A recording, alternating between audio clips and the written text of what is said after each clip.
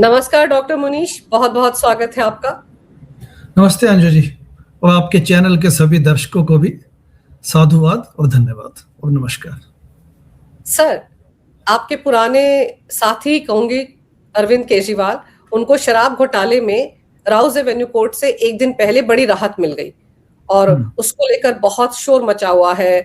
कट्टर ईमानदार लौट आए हैं और यहां तक कहा जा रहा है उनकी पार्टी के नेताओं की तरफ से, सिसोदिया ने खुद कहा कि राउज एवेन्यू कोर्ट के जज ने कहा कि अरविंद केजरीवाल और मनीष सिसोदिया कट्टर ईमानदार है, जबकि जजमेंट में ऐसी कोई बात नहीं है। सर, ये क्या फिर से कोई नया प्रोपेगेंडा लेकर आ गए हैं? क्योंकि नैरेटिव सेट करने में, झूठ बोलने में तो इनका कहीं दूर दूर तक मुकाबला नहीं है। जो पार्टी सत्ता परिवर्तन, व्यवस्था परिवर्तन के नाम पे भारतीय राजनीति में आई, यानी कि आम आदमी पार्टी, एक आंदोलन से जबरदस्ती इन्होंने पार्टी बनाई। अन्ना के असहमति के बाद भी चंदा अपनी पार्टी का ही खा गए। फेक नैरेटिव्स इनके डीएनए में है। जब मैं भी उस वक्त आम आदमी पार्टी में था, अन्ना आंदोलन में भी था, उस वक्त हम लोग यानी कि आम आदमी पार्टी वाले फेक पोल्स करवा देते थे।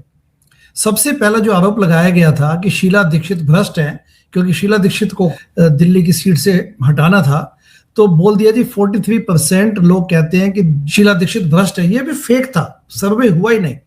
योगेंद्र यादव जी के नेतृत्व में फेक सर्वे किए जाते थे और योगेंद्र यादव जी ने बाद में इस बात को माना।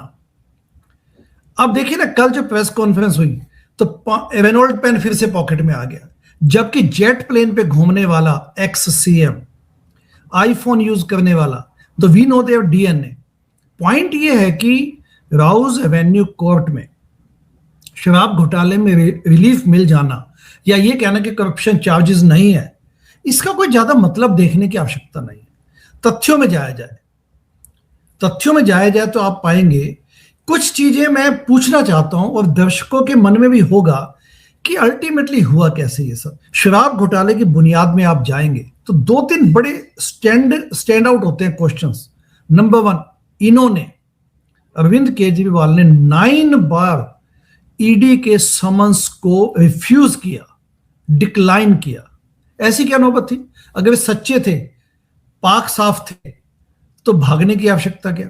अब जैसा आपने कहा कि कट्टर ईमानदार अपने आप, कोर्ट क्यों बोलेगी कट्टर ईमानदार है? बताइए, कोर्ट को कैसी आवश्यकता आन पड़ी है कि वो बोलेंगे कि पार्टी कट्टर ईमानदार है या केजरीवाल कट्टर ईमानदार है? ये अपने ऊपर ही ले लेते हैं। This is in their DNA. Fake survey, negative, झूठ मूठ कर देना, अराजकता फैलाना, और ये अपने। अब देखिए ना, कोलंबिया यूनिवर्सिटी से जब आया था एक बार इनविटेशन, अब कोलंबिया यूनिवर्सिटी ने इनविटेशन नहीं भेजा, स्टूडेंट एसोसिएशन ने भेजा था। ये 2014 की बात बता रहा हूं। तब बड़ा मामला उठा था, दिल्ली के चुनाव होने वाले थे, तो ये मामला उठा कि कोलंबिया यूनिवर्सिटी ने केजरीवाल को इनवाइट किया यूएसए में। नो, सच्चाई ये थी कि इंडियन स्टूडेंट एसोसिएशन ने केजरीवाल को चिट्ठी लिखी कि आप यहां पे आइए और हमारे स्टूडेंट से बात कीजिए। इंडियन स्टूडेंट एसोसिएशन के फंक्शन में, और मैं तो अंदर बैठा था उस फंक्शन में केजरीवाल के साथ। I was the only person who entered the hall. Indian student थे सब। मैंने ही बल्कि लाइव सारी ट्वीट्स की थी, जिसको इंडियन मीडिया ने पिकअप किया था। तो अंडरस्टूड है कि इंडियन स्टूडेंट, तो देखिए ना कहां पे कोलंबिया यूनिवर्सिटी क्यों बुलाएगी। तो ये आप देखेंगे सब चीजों में, तो देखेंगे कि ये इसी ढंग का बेकार की बातों को उछाल देते हैं और कहते हैं कि एंड सेल्फ प्रोक्लेम्ड कि हम तो कट्टर ईमानदार है। 9 बार आपने ईडी के समन्स को क्यों रिफ्यूज किया? इन्होंने एक्साइज पॉलिसी को प्राइवेटाइज कर दिया टोटली, कि दिल्ली में 2021-22 की बात है कि दिल्ली में शराब अब सिर्फ प्राइवेट हाथों से बिकेगी, प्राइवेट दुकानों में। तो उसमें मुनाफा कमाना चाहते थे। एंट्री फीस जो थी 8 लाख से बढ़ा के 75 लाख कर दी। खुद दिल्ली के chief cabinet secretary Naresh Kumar ने प्रोसीजरल खामियां बता के एलजी को रिकमेंड किया। खुद दिल्ली का सबसे बड़ा जो अधिकारी है, सेवक है, सिविल सर्वेंट, वो कहता है कि हमारी एक्साइज पॉलिसी में खामियां है। उसके बाद एलजी ने सीबीआई इन्वेस्टिगेशन के लिए हां की, क्योंकि नरेश कुमार जी ने बोला अपनी सरकार के खिलाफ हाईएस्ट अधिकारी क्यों जाएगा।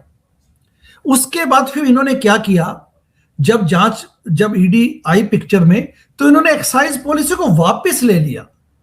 That is unbelievable. वो एडमिशन बाय गिल्ट का एडमिशन है ये एक प्रकार से। अच्छा, उसके बाद जब मनीष सिसोदिया को गिरफ्तार किया गया, उसके बाद जब तो ये कहने लग गए कि अब तो कल तो मुझे भी गिरफ्तार करने वाले हैं, परसों तो इसको गिरफ्तार करने वाले हैं। क्या इनके बंदे बैठे थे अंदर? आप इतने सच्चे थे तो आप ईडी के पास स्वयं जाते कि यस प्लीज आस्क मी जो क्वेश्चंस आपको पूछने। एक और तथ्य मैं आपके सामने रखना चाहता हूं। मार्च 2024 में मुख्यमंत्री केजरीवाल को गिरफ्तार किया गया ये शराब घोटाले में, ईडी ने उनको अरेस्ट किया। अब जून आते आते केजरीवाल ने बेल लगा दी राउज एवेन्यू कोर्ट में, इसी कोर्ट में जहां जितेंद्र कुमार सिंह जी ने इनको इस वक्त अभी ये मामला जो डिस्चार्ज किया इनको। न्याय बिंदु वैकेशन बेंच की जज थी, क्योंकि छुट्टियां थी, गर्मियों की छुट्टियां, समर वैकेशन कोर्ट्स में। उनको न्याय बिंदु जी ने उनको बेल दे दी केजरीवाल को। इतने बड़े केस में जितने दुनिया भर का डॉक्यूमेंट्स दस्तावेज किए गए, एक लोअर कोर्ट के वैकेशन जज को क्या आवश्यकता आन पड़ी थी? तो इसलिए यह बोला जाए कि लोअर कोर्ट्स में चीजें अपने ढंग से मैनिपुलेट नहीं की जा सकती। आपके दर्शक खुद ही अंदाजा लगा लें। तो जब सुप्रीम कोर्ट ने बेल दी केजरीवाल को, तो सुप्रीम कोर्ट ने पाबंदियां लगाई थी। ये बड़ा सिग्निफिकेंट पॉइंट है ये। जब सुप्रीम कोर्ट ने बेल दी तो उन्होंने पाबंदी लगाई कि आप सीएम हैं लेकिन आप सीएम ऑफिस नहीं जाएंगे, फाइलें देखेंगे नहीं, फाइलें साइन नहीं करेंगे। यानी कि सुप्रीम कोर्ट ने इतने दुनिया भर के दस्तावेज देखे होंगे ईडी में, जो ठीक है चार्जशीट उस वक्त भले ही दाखिल नहीं हुई थी बट कागजों को तो देखा होगा। तो उनको लगा, supreme court highest judicial court को लगा उस वक्त कि हाँ मामला संगीन है, तभी तो उन्होंने इतनी कंडीशंस लगाई, यानी कि उनके गले में फंदा लगा दिया लिटरली स्पीकिंग। इस सारी चीजों को आपने मतलब ये लोअर कोर्ट ने अब एकदम उड़ा दिया कि कुछ है ही नहीं। जैसे 173 सेल फोन्स डिस्ट्रॉय किए गए, 173, और ये भी आईफोन थे इनके। ये तो रेनोल्ड पेन अब लगा के घूमते हैं ना, उस वक्त नीली शर्ट पहन ली बड़ी सी, बट अब 173 सेल फोन्स डिस्ट्रॉय करने की क्या नौबत आई। देखिए मनी ट्रेल, ये financial PMLA, prevention of money laundering act, हवालाबाजी हुई है, यहाँ पे पैसा एक्सचेंज किया गया है, ठीक है, हवाला माध्यम से। ऐसे केसेस में बड़े कॉम्प्लेक्स इन्वेस्टिगेशन होती है इसकी। ईडी देखिए अभी तक लगी हुई है, उसके अलावा सीबीआई ने अपनी जांच की। ऐसे में मनी ट्रेल को कनेक्ट करना, क्योंकि ये तो शातिर लोग हैं, ये पढ़े लिखे पॉलिटिशियंस हैं, इन्होंने जब किया तो इन्होंने पूरी एहतियात बरती, फोन सेल फोन तोड़े, तो उसके बाद मनी ट्रेल एस्टेब्लिश करने में समय लगता है। उसमें यह कहना कि कुछ है ही नहीं इसमें, ऐसा नहीं है। सीबीआई अब हाईकोर्ट में गई है, होपफुली वहां पे इसके सिग्निफिकेंस, इसकी सिवियरिटी, ग्रेविटी को समझा जाएगा एंड आगे मामला बढ़ेगा। लेकिन इनकी जो फेकरी है, इनकी जो पाखंड है, वो इसलिए दिखता है कि ये लोग कल जश्न मनाने लग गए। आम आदमी पार्टी ने ये नैरेटिव दे दिया कि केजरीवाल रिटर्न्स। नो, देखिए अभी भी ईडी के चार्जशीट दाखिल हो चुकी है, वो केस तो चलेगा अभी ना, उससे तो छुट्टी नहीं मिली। ईडी का जो चार्जशीट है वो दाखिल हुई पड़ी है, उस पर अभी भी केस चलेगा। लेकिन जब इनको ईडी ने गिरफ्तार किया था रात 9 बजे के आसपास शीश महल से, तब भी तो ये दौड़े दौड़े दिल्ली हाई कोर्ट गए थे कि इनकी गिरफ्तारी पर रोक लगाई जाए, प्रोटेक्शन दी जाए इनको। लेकिन दिल्ली हाई कोर्ट ने कुछ सबूतों को देखकर ही तो रिजेक्ट की होगी ना। दिल्ली हाई कोर्ट ने भी तो इनको किसी भी ढंग की प्रोटेक्शन देने से मना किया। जिस रात को 9 बजे मार्च 2024 में केजरीवाल को सीएम रेजिडेंस से उनको पकड़ा गया, गिरफ्तार किया गया, तब भी इनकी टीम दौड़ी थी कि कोर्ट में जी हमें तो न्याय दे दीजिए, हमें रिलीफ दे दीजिए, हमें रिलीफ दे दीजिए। तो हाई कोर्ट ने रिलीफ देने से मना किया था। यह माना जाना चाहिए कि देखिए अदालतें तो सबूतों से चलती हैं। यहाँ पे लोअर कोर्ट पे इस वक्त जो भी डिसीजन जैसे हुआ, वो इसमें स्पष्ट कई प्रश्न उठते हैं कि इसको ठीक ढंग से देखा नहीं गया, क्योंकि खारिज किया गया, यहाँ पे सब कुछ डिसमिस किया गया, 23 के 23 लोगों को बरी कर दिया गया कि एज इफ कुछ है ही नहीं। तो सीबीआई इसको आगे लेके जाएगी। ये सारा जो इस वक्त इनकी ढकोसलेबाजी, इनका जो पाखंड चल रहा है, जश्न मनाए जा रहे हैं, उस पर ध्यान देने वाली बात यह है कि ये पंजाब में इलेक्शंस आने वाले हैं। तो ये पॉलिटिकल गिमिक इन्होंने फिर शुरू कर दी कि केजरीवाल रिटर्न्स, मीडिया उसको दिखाने लगा। मीडिया को तो ये पैसे फेंकते हैं, मीडिया तो इनको करोड़ों रुपए इनको दिए जाते हैं ताकि आप केजरीवाल को दिखाइए। उनको दिखाते रहिए। सो दिस ऑल इज, ये they are playing to the gallery कि भाई इस बहाने फिर से हम अपने कैरियर को चमका सके, जबकि सच्चाई है कि अपनी नैतिकता खो चुके हैं। Punjab is badly governed, mismanage हुआ पड़ा है वहां पे। और यदि आप इनके इतिहास में भी जाएंगे अंजू जी, ये पंजाब के इलेक्शन तो पक्का हारेंगे, क्योंकि वहां पे they have lost the trust of the people. इन्होंने वहां पे करप्शन को कंट्रोल नहीं किया। जो भी माफिया खत्म करने गए थे, ये सैंड माफिया, शराब माफिया, ड्रग माफिया, वो वहां पे फल फूल रहा है। भगवंत मान एज ए सीएम अपनी वहां पे अयोग्यता दिखा चुके हैं। देखिए कितने कट्टर ईमानदार हैं, ये तो इसी बात से समझ आ जाती है कि आम आदमी पार्टी जब एग्जिस्टेंस में आई थी, जब उत्पत्ति हुई इसकी, तो इन्होंने कहा था कि हम फाइनेंशियल ट्रांसपेरेंसी में विश्वास रखते हैं, चंदा की पारदर्शिता, हम चंदा की पारदर्शिता आपको दिखाएंगे। तब ये कहते थे देखो हमें 5 रुपए की डोनेशन भी मिलती है, तो हम 1 रुपए से बड़ी डोनेशन को हम अपनी वेबसाइट पे दिखाते हैं। तब जब विजय बाबा इनके लिए चलाता था रिक्शा, या तब ये कहते थे जंतर मंतर से खड़े होके, देखो एक डॉक्टर मुनीश रायजादा आए हैं यूएसए से डॉक्टर, तब ये विजय बाबा से मुनीश रायजादा का स्पेक्ट्रम में कहते थे कि दुनिया भर के लोग इसमें हमारे साथ शामिल है, आंदोलनकारी जील के साथ। तो चंदे पे इन्होंने बड़ा उस वक्त शोर मचाया था अंजू जी। एक स्टेज तो ऐसी भी आ गई थी कि कहते हैं कि पहला चुनाव जो लड़ा था जिसमें 28 सीटें मिली थी, तो उससे पहले ये सब ढकोसलेबाजी थी। व्हेन यू लुक बैक तो आपको उनका पखंड समझ आता है। तो 20 करोड़ का चंदा जब इकट्ठा हो गया, तो माननीय केजरीवाल जी ने अपील की जनता से, इतना लाफेबल लगता है ना आज, तब उन्होंने अपील की कि देखियो, जनता को बोला कि आपने चंदा दिया हमें, 20 करोड़ इकट्ठे हो गए हैं, अब ये काफी है चुनाव लड़ने के लिए, आप प्लीज अब चंदा मत दीजिए, कोई चंदे की आवश्यकता पड़ेगी तो हम आपको फिर बता देंगे। वाह, ठीक है, इनका देखिए पाखंड। और उसके बाद जब सत्ता में पूरी तरह आ गए, जब 67 सीटें लेके 2015 में, तो सबसे पहला आघात क्या किया इन्होंने देश की राजनीति में, कि चंदा की लिस्ट को, यानी कि डोनर्स लिस्ट को अपनी वेबसाइट से उड़ा दिया। एंड हम तो इसी उसमें आए थे कि हाँ, जनता भारतीय राजनीति बदलेगी, चंदा की पारदर्शिता, अपनी आम आदमी पार्टी आरटीआई के तहत खुद आएगी, जन लोकपाल बिल लेके आएंगे। क्योंकि जन लोकपाल बिल पे केजरीवाल ने यही कहा था ना कि जन लोकपाल बिल के लिए तो मैं 1 कुर्सी क्या सीएम की, मैं 100 कुर्सियां कुर्बान कर दूं। तो हम तो उस विचारधारा से अभिभूत थे, और मैं अकेला नहीं था, दुनिया भर के लोग थे, इनफैक्ट मीडिया वाले भी सपोर्ट करते थे। तो ये सब क्या हुआ, ये नैतिकता का जो इन्होंने वो किया, पाखंड किया, उससे क्या नुकसान हुआ देश को, कि लोग कहते हैं कि हम राजनीति में विश्वास ही नहीं करते। तो इन्होंने चंदा की लिस्ट को हटाते ही एक बहुत बड़ा किया। फिर हम अन्ना जी के पास गए, अन्ना जी को हमने कहा कि देखिए अन्ना जी, चंदा की लिस्ट हटा दी। तो उन्होंने कहा आप चंदा बंद सत्याग्रह चलाइए, आपको पूरा नैतिक अधिकार है कि आप अपनी पार्टी के खिलाफ खड़े होइए। तो हमने चंदाबंद सत्याग्रह चलाने से पहले इस्तीफा दिया केजरीवाल के फिर हमने चंदाबंद सत्याग्रह चलाया। और मैं अकेला नहीं था, दुनिया भर के हमारे जैसे जो किसी सचमुच के एक सात्विकता के लिए आए थे, उन्होंने वो सब खड़े हुए उस वक्त। लेकिन डॉक्टर साहब, आपके हिसाब से ऐसा क्या हुआ कि वो लिस्ट हटानी पड़ गई? क्या कहीं पर चंदा कहीं ऐसी जगहों से आ रहा था जो दिखाना नहीं चाहते थे? तो वो लिस्ट हटाने की वजह क्या थी? एग्जैक्टली, जब सत्ता में आ गए तो अब ये मोटा मोटा माल आने लग गया। ठीक है, इनको खालिस्तानियों का भी, क्योंकि इनको पंजाब इलेक्शन लड़ना था। I am talking about 2015-16। अब इनको पंजाब इलेक्शन पे चली गई निगाह इनकी सीधी, क्योंकि जो दिल्ली के सीएम रेजिडेंस पे जब मीटिंग्स होती थी, मैं भी वहां बैठता था, वहां विभव कुमार बैठते थे, संजय सिंह बैठते थे, तलवार बैठता था, जो भी आशुतोष सब बैठते थे वहां पे, और कुछ एमएलए भी, दुर्गेश पाठक, दिलीप पांडे, तो सब बैठ के ये बातें होती थी कि यह पंजाब में कैसे किया जाए, पंजाब में सत्ता कैसे हासिल की जाए। तो इनका फोकस पंजाब पे था। दिल्ली तो मिल गया 67 सीटों के साथ, काम तो करना नहीं था इनको। तब इनको खालिस्तानियों से समर्थन मिलने लग गया, पैसा मिलने लग गया। अब इस चंदे को दिखाएं तो भरते हैं। इन्होंने कहा कि चंदे को गुल कर दो, चंदे की लिस्ट को उड़ा दो। This is how they were functioning. और मैं आपको साथ में याद दिलवाऊं अंजू जी, ये जो चंदे की लिस्ट गायब की 2015-16 में, लेकिन मैं आपको 2014 में लेके चलता हूँ। 2014 दिल्ली इलेक्शन होना था।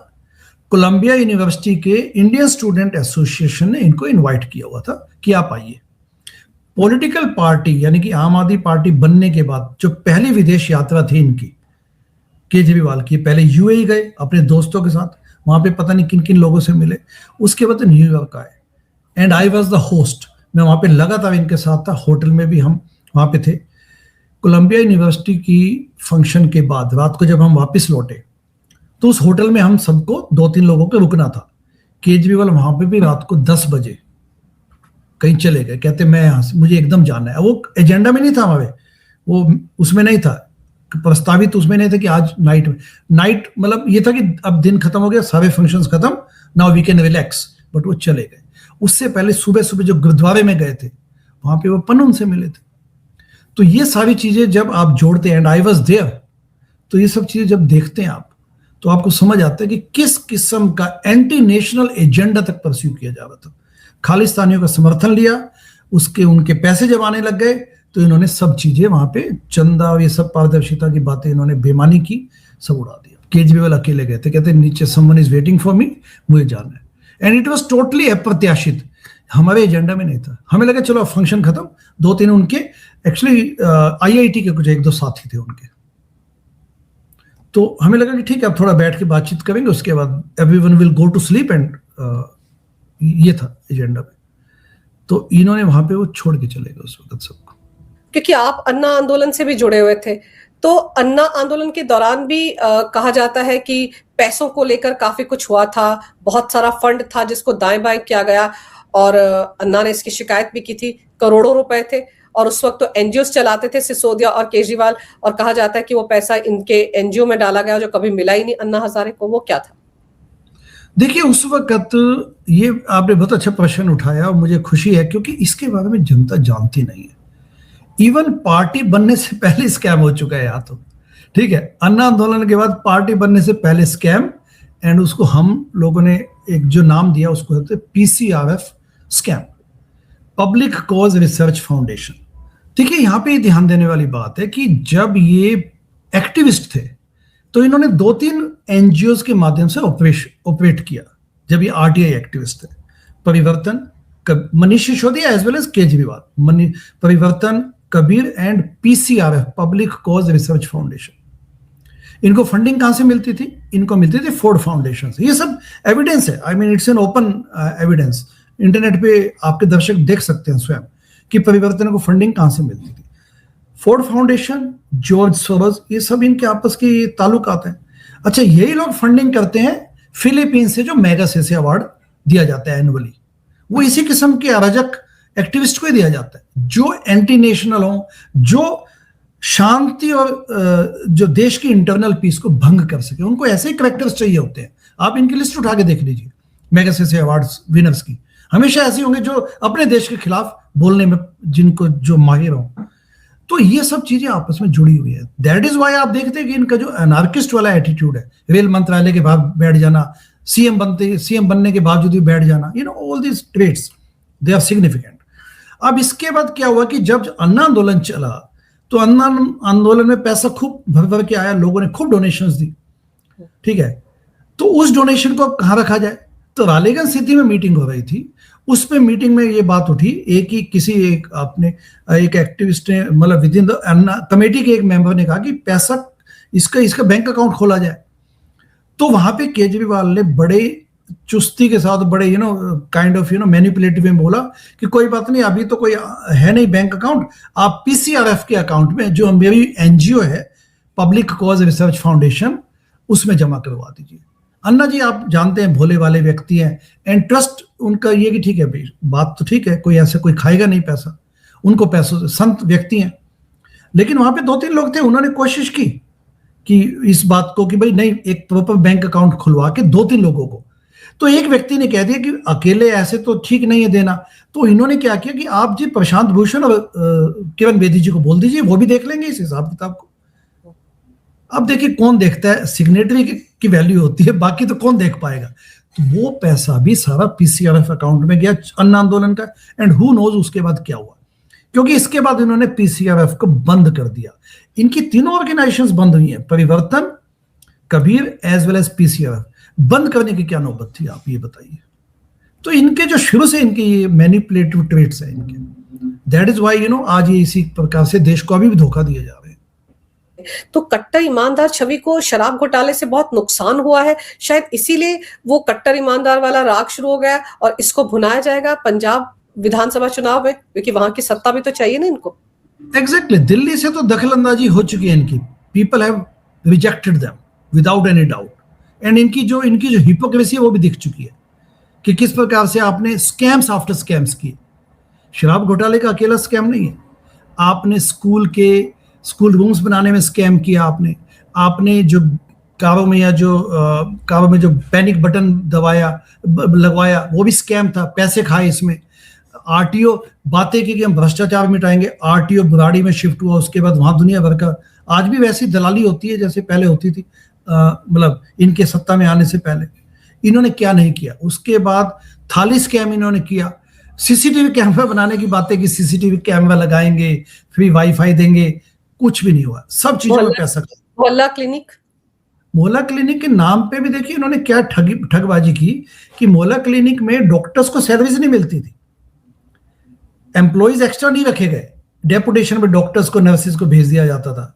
तो सिस्टम तो आपने नहीं सुधारा, प्लस वहां पे दवाइयों के नाम पे स्कैम हो गया, फेक लैब्स होने लग गई, फेक लैब्स जिसको कहते हैं सिंक टेस्ट, कि बस ब्लड सैंपल कलेक्ट किया, वहीं पे सिंक में ब्लड को डिस्कार्ड कर दिया एंड रिपोर्ट बना के दे दी गई। दुनिया भर के मतलब बेसिकली पूरी अनैतिकता से इन्होंने तो कभी पैसा कमाया नहीं था। इनके एमएलए भी ऐसे ही थे सभी जिन्होंने कभी जिंदगी में कुछ देखा नहीं था पैसा वैसा, ठीक है। तब तो क्रांतिकारी कह के इनको हमें थोपा गया जनता पे, सत्ता में आते लूट खसोट में जुट गए सब लोग। एंड दैट इज वाई ये लोग इन सब की जो बदहाली इन्होंने दिल्ली की, दिल्ली को इतना लूटा कि दिल्ली को इन्होंने बेहाल कर दिया। लंदन वाली सड़कें बनाएंगे, पेरिस की सड़कें बनाएंगे, यमुना को साफ करेंगे। क्या किया इन्होंने? यमुना को सफाई करने वाला पैसा तक खा गए ये लोग, ठीक है ना। इस पे हमने फिर गाना बनाया, बोल रे दिल्ली बोल, झूठ बोल के छली गई तू, दली गई तू, मली गई तू, झूठ का जिसने पीटा ढोल, खोल दे उसकी पोल, बोल रे दिल्ली बोल। सर एक चीज और है कि जैसे ये जब से दिल्ली के विधानसभा चुनाव के नतीजे आए और यहाँ पर इनके जैसे बैंड बजा, उसके बाद से लगातार केजरीवाल पंजाब में है। तो पंजाब में रहकर वो क्या कर रहे थे? अभी ये जो फैसला आया है राउज एवेन्यू कोर्ट का, उससे 1 महीने पहले केजरीवाल दिल्ली को मिस कर रहे हैं या दिल्ली केजरीवाल को मिस कर रही है। तो आपको लगता है कि इनको कुछ आभास था कि कोई फैसला इनके पक्ष में आने वाला है? क्योंकि वैसे भी इनकी ईडी और सीबीआई में बड़े सूत्र होते थे जो इनको बता देते थे कि आज सिसोदिया गिरफ्तार होने वाला है, कल केजरीवाल गिरफ्तार होने वाले हैं, संजय सिंह गिरफ्तार होने वाले, ऐसी बातें यही करते थे ना। तो ये भी माना जा सकता है कि क्या इनके सूत्रों ने बता दिया था कि फैसला इनके पक्ष में आने वाला है? और फिर अंततः वापस दिल्ली क्यों आ गए 1 महीना पहले? इनकी तो सारी मूवमेंट्स पंजाब में थी। आप ये ध्यान दीजिए कि दिल्ली इलेक्शन 2025 में हुए फरवरी में, विभव कुमार को तो पंजाब के सीएम ऑफिस में तभी उससे पहले महीनों पहले बैठा दिया गया था। एंड लिटरली दिल्ली वाला दरबार वहां पहुंच गया, दिल्ली का चुनाव खत्म होते ही आप सभी लोग चले गए, विभव कुमार से लेके बाकी सब लोग भी चले गए, मनीष सिसोदिया, सत्येंद्र जैन वहीं पे थे। उसके बाद वहां पे पंजाब में इन्होंने सत्ता का भोगना शुरू किया। पैसे का खेल है इनका सब। यदि आप देखेंगे पिछले 10 सालों का इनका इतिहास, तो 2-3 चीजें बड़े हमेशा इन्होंने की है। नंबर 1, राज्यसभा की एक सीट इन्होंने बेची है। इनके राज्यसभा के एमपीज की लिस्ट निकालिए, आपको समझ आ जाएगा सभी मोटे पैसे वाले लोग हैं, मोटी आसामी को ये राज्यसभा भेजते हैं, जबकि राज्यसभा विद्वानों की मंडली होती है। वहां पे आप एक्कम्प्लिश्ड पॉलिटिकल एक्टिविस्ट को भेजिए, कोई ऐसा हो जो देश के बदलाव के लिए आया हो, या इंटेलेक्चुअल्स को भेजिए। उसके अलावा ये क्या करते हैं कि जो ट्रांसफर्स होती हैं सारी, उसमें ये पैसा खाते हैं। इन्होंने वहां बैठ के सारा कंट्रोल अपने हाथ में ले लिया एंड भगवंत मान को बस एक मुखौटे के रूप में वहां इस्तेमाल किया गया। आईपीएस भुल्लर का केस देखिए ना, आईपीएस भुल्लर को जब 5 लाख के रिश्वत के चक्कर में रंगे हाथों पकड़ा गया, तो उनके घर पे तो 8 करोड़ मिला। आईपीएस भुल्लर पंजाब में 8 करोड़ का कैश मिला। वो एक सिंगल इंसिडेंस नहीं है, वो ये शो करता है कि किस प्रकार से पुलिस वहां पे व्यवस्था काम करती है। इनके जो अपने एमएलए हैं, कुंवर विजय प्रताप सिंह, जो आईपीएस ऑफिसर थे कभी, जिन्होंने पुलिस नौकरी छोड़ी ताकि जनता के आम आदमी पार्टी के माध्यम से ड्रग माफिया खत्म कर सकें, उनको इन्होंने कभी लिया नहीं। तो ही हिमसेल्फ सेड कि जो सरकार की नीयत होती है, जैसी नीयत पार्टी की वैसी सरकार चलेगी। तो this is how they operate. इनका मोडस ऑपरेंडी बड़ा स्पष्ट है, पैसे खाना, चुनाव लड़ने के माध्यम से टिकटें बेच के पैसे उगाना, राज्यसभा में इस प्रकार से पैसे। इनका जो सबसे इंपॉर्टेंट जो अभी लेटेस्ट एंट्री है राज्यसभा की, वो भी तो पंजाब के बहुत रिच व्यक्ति हैं, मिस्टर गुप्ता, उनको इन्होंने भेजा अभी। And he is considered Adani of Punjab. इतना उनके पास वैभव है वहां पे, आई मीन वेल्थ है उनके पास। तो ऐसे लोगों को भेजने के पीछे कंपल्शन क्या है? अपनी बेटी की शादी में केजरीवाल ऐसे तो दिल्ली को छोड़ के भाग गए, लेकिन अपनी बेटी की शादी के लिए उन्होंने ली मेरिडियन होटल दिल्ली के हार्ट में 15 करोड़ रुपए खर्च कर दिए। अपनी राज्यसभा की एमपी स्वाति मालीवाल को इन्होंने पिटवाया। चीफ सेक्रेटरी जो दिल्ली के थे, हाईएस्ट सिविल सर्वेंट अंशु प्रकाश, उनको आपने बुला के अपने ही विद इन अपने सीएम रेजिडेंस पे उनके साथ आपने वो किया, असोल्ट किया, वायलेंस किया। तो this shows there real character, एक छद में इन्होंने एक वो ताना बाना बुना जिसमें इन्होंने कहा कि हम देश बदलेंगे, लेकिन अंदर जैसा कि मयंक गांधी ने वेब सीरीज में बताया ट्रांसपेरेंसी पारदर्शिता में, कि केजरीवाल ने उनको खुद बोला कि मुझे तो लोग चाहिए वंदे मातरम और भारत माता की जय बोलने के लिए, बस, ताकि सत्ता पे काबिज हों और उसके बाद मलाई खाएं। This is what they are. इन्होंने पूरी भारतीय मानसिकता, राजनीति के माध्यम से अगर देश बदला जा सकता है, राजनीति के माध्यम से सेवा की जा सकती है, उस पे इन्होंने बहुत बड़ा प्रश्न चिन्ह उठा लिया है। गुंडे, बदमाश, मवाली, भ्रष्टाचार, ये तो काफी पॉलिटिकल पार्टी के लोग करते हैं, बट ये तो एक ओढ़ के आए थे एक चोला कि हम तो संपूर्ण क्रांति लेके आएंगे, संपूर्ण क्रांति। लोकनायक जयप्रकाश के शब्द को, संपूर्ण क्रांति को देखिए कितने सस्ते में इन्होंने लिया। हम तो वो लेके आएंगे, स्वराज लेके आएंगे, बताइए। गांधी की फिलॉसफी को इन्होंने ऐसे एक शब्द उठा लिया वहां से कि हम तो स्वराज लेके आएंगे, decentralisation of power. And in actuality what they did, everyone knows. जो पार्टी अपनी पार्टी के आंतरिक लोकपाल को धक्के देके निकाल दे, वो भी एडमिरल एल रामदास जैसे प्रतिष्ठित व्यक्ति को अपनी पार्टी का चंदा गोल कर दे, फिर कापस हेड़ा में नरेश यादव के रिसोर्ट पे बुला के अपने ही नहीं, अभी तो सत्ता में आप आए ही थे जस्ट 2015 में, अपनी पार्टी के लोगों को पिटवाए। उनसे आप क्या उम्मीद करते हैं? तो सर, अब आपको लगता है कि जो प्रोपेगेंडा या नैरेटिव ये पंजाब विधानसभा चुनाव के लिए सेट करने की कोशिश कर रहे हैं, उससे कुछ फायदा होगा? नहीं, कुछ फायदा नहीं होगा। मैं ये मानता हूं कि ये पंजाब में भी इनकी हिपोक्रेसी वो दिख चुकी है। पंजाब में तो 1 साल बाद इलेक्शन हो जाएंगे, अब 1 साल भी नहीं बचा, 11 मंथ्स में इलेक्शंस हो जाएंगे। तो they have been thoroughly exposed and इनके अंतिम दिन है ये, they are just winding up. बिल्कुल सही कह रहे हैं आप सर। जो भी प्रोपेगेंडा ये चला रहे हैं कट्टर ईमानदार होने के नाते, उसकी हवा तो पंजाब विधानसभा चुनाव में निकल ही जाएगी। लेकिन सबकी निगाहें इस वक्त दिल्ली हाई कोर्ट की तरफ है, जहां पर सीबीआई पहुंची हुई है राउज एवेन्यू कोर्ट के फैसले के खिलाफ। अब देखते हैं होली के बाद दिल्ली हाई कोर्ट इस मामले में क्या आदेश पारित करती है। आपने सर समय निकाला, बहुत विस्तार से इस विषय पर बड़ी अहम जानकारी मेरे दर्शकों को दी। आपका बहुत बहुत धन्यवाद। नमस्कार, जय हिंद। जय हिंद।